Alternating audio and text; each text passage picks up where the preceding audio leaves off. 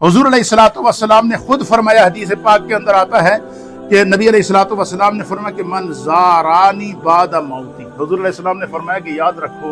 मेरे दुनिया से चले जाने के बाद भी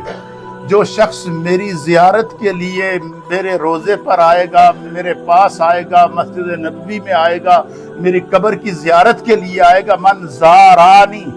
बाद मौती, मेरे वफात के बाद भी जो शख्स मेरे पास आएगा, फक्का अन्नमा ज़ारानी फी हयाती, वो यूं समझे कि गोया कि वो मेरी जिंदगी में मेरे पास आएगा। ये हमें एजाज है, इसलिए अल्लाह ताला ने नबी अलैहिस्सलातु वस्सलाम की उम्मत को खैर उम्म कहा है, तमाम उम्मतों में सबसे बेहतरीन उम्मत कहा है। अब नबी अलैहिस्सलाम के सहाबा जिन्होंने ईमान की हालत के अंदर हुजूर अलैहिस्सलाम की सोबत भी पाई, हुजूर का दीदार भी पाया, इसके ऊपर उम्मत का इजमा है कि अंबिया के बाद पूरी कायनात में इंसानों में अगर सबसे अफजल हस्तियां कोई हैं तो वो नबी के सहाबा हैं, क्योंकि उन्होंने इन अपनी आंखों से नबी का दीदार किया है। लेकिन हुजूर अलैहिस्सलातु वस्सलाम ने फरमाया, सहाबा की मजलिस लगी थी, हुजूर ने फरमाया कि मेरे दुनिया से जाने के बाद मेरे ऐसे उम्मती पैदा होंगे जो मुझसे सबसे ज्यादा मोहब्बत करने वाले होंगे। तो अब मोहब्बत करने वालों का हुजूम आप देख नहीं रहे हैं, मशरक से, मगरब से, शमाल से, जनूब से